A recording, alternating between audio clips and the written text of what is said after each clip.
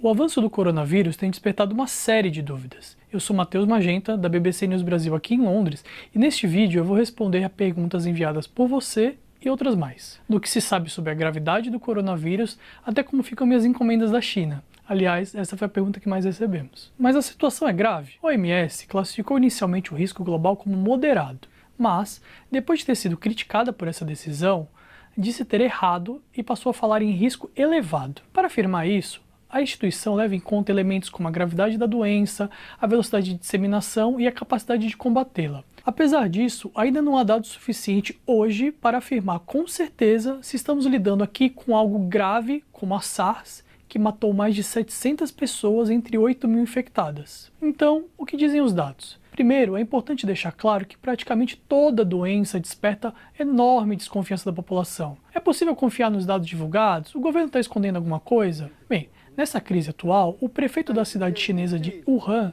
que foi o epicentro desse surto, admitiu não ter sido transparente em relação tanto à dimensão quanto à gravidade da doença quando ela surgiu em dezembro. De todo modo, cabe agora analisar as informações disponíveis. Até o momento em que esse vídeo foi gravado, havia 4.515 casos confirmados, mas só 47 deles fora da China, em outros 16 países. Ao menos 106 pessoas morreram, mas todas foram em território chinês. Não dá para tirar conclusões precipitadas. O que se sabe até agora aponta para uma doença que mata 3 a cada 100 pessoas infectadas. Mas números mudam todos os dias, não se tem um retrato completo da situação ao longo de um período longo de tempo e mutações podem tornar a doença ainda mais grave. Para ter uma ideia, a gripe sazonal mata 0,1 pessoa a cada 100. Podemos citar também outros 2 coronavírus, a SARS, que matou 10 a cada 100 pessoas, e a MERS, que matou 35 a cada 100 pessoas. Por causa dessa altíssima virulência, tanto a SARS quanto a MERS levaram à adoção de medidas severas de contenção, à restrição de movimentação de pessoas e ao isolamento de doentes, medidas que acabaram ajudando a conter o avanço dessas doenças. Ou seja, se os números atuais estiverem corretos, estamos diante de uma gripe muito pior do que a chamada sazonal, mas bem mais branda do que vimos com a SARS ou a MERS. Resta saber se essa tendência vai continuar ou não. E qual o perfil das pessoas que ficaram doentes? Cerca de 25% dos casos do novo coronavírus são graves. A China divulgou dados mais detalhados sobre as primeiras 24 pessoas que morreram, 16 homens e 8 mulheres. Em média, elas tinham 72 anos e morreram quase depois de 11 dias internadas. A mais nova tinha 36 anos e morreu quase 2 semanas depois de dar entrada no hospital. Já as mais velhas tinham 89 anos. Ao menos 9 dessas pessoas já estavam com a saúde fragilizada por outras doenças prévias, como diabetes ou Parkinson. Vale lembrar que todos esses dados aqui são iniciais e não permitem tirar nenhuma conclusão sobre eventuais grupos de risco. Uma coisa se sabe até agora. Normalmente, pessoas com a saúde já abalada, com problemas respiratórios, por exemplo, tendem a ser mais vulneráveis a essas complicações. Pacientes muito jovens e também com idade avançada também costumam estar em grupos de risco. Outro ponto. A transmissão dessa doença é rápida? Passa pela tosse? Passa pelo contato físico? Bem, todo novo vírus preocupa, e há 2 grandes motivos para isso. O primeiro é que pouco se sabe sobre ele, de onde veio, quão agressivo é. O segundo é que grande parte da população ainda não terá imunidade para combater os sintomas e evitar a transmissão.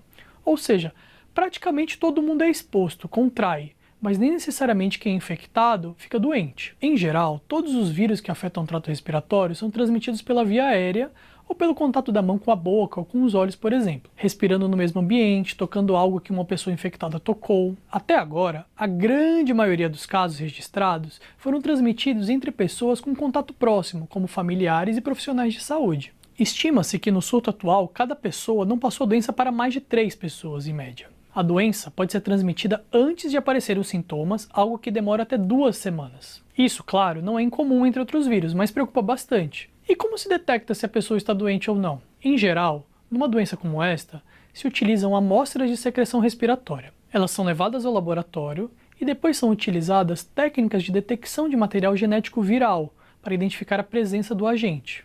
E as minhas encomendas da China?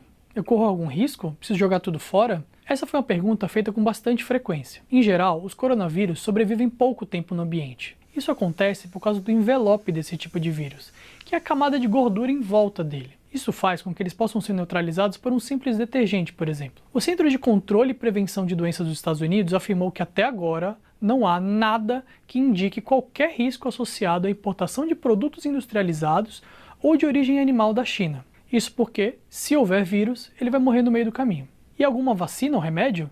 Até agora não. Em geral, vacinas levam 4, 5 anos para serem desenvolvidas. E uma vacina vale para um vírus específico. Existem hoje pesquisadores tentando inventar processos que gerem vacinas em semanas. Ou mesmo uma vacina para todos os tipos de gripe. Uma vacina universal. Mas isso, se der certo, ainda está longe de se tornar uma realidade. Também ainda não há nenhum remédio para esse novo coronavírus. Todo o tratamento atual lida com os sintomas, que em geral começam com uma febre e depois de uma semana passam a incluir tosse seca e falta de ar. Mas, se piorar, o vírus pode causar pneumonia, insuficiência respiratória aguda e até mesmo a morte. E se eu tiver a doença uma vez, eu vou ter de novo? Em geral, quem é infectado por um coronavírus se torna imune contra uma nova infecção do mesmo vírus. Mas não há informações precisas sobre o surto atual. Então, qual é a melhor forma de se proteger? É usando a máscara? Depende da máscara. Os modelos mais usados pelas pessoas nas ruas são pouco eficazes para impedir a circulação do vírus. Mas existem outros tipos mais avançados, como aqueles usados por profissionais de saúde.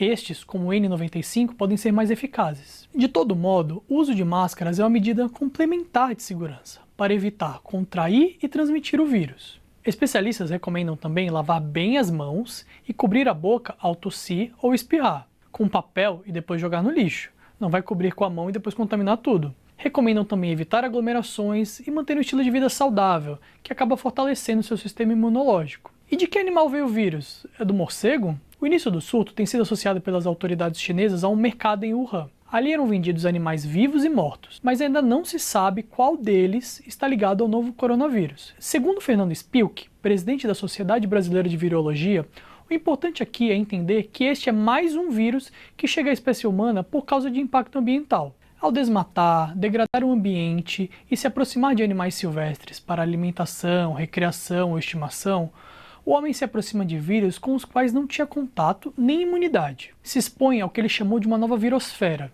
Estima-se que mais de 1 milhão de vírus circulem na vida selvagem do planeta, e só conhecemos até agora cerca de 3 mil deles. E quando vai ocorrer o próximo surto? Estudos apontam que a cada ano surgem cerca de 5 novas doenças, e esse número tem crescido. Segundo Alison McGee, ex-diretora de controle de infecções do Hospital Mount Sinai, um dos mais tradicionais dos Estados Unidos, há só 3 coisas inevitáveis nesse mundo: a morte, impostos e epidemias de gripe. E é só questão de tempo até a próxima. Bem, espero ter esclarecido as principais dúvidas. Muito obrigado pelos comentários queridos do vídeo anterior. A gente vai continuar acompanhando esse assunto no site da BBC News Brasil. Até a próxima.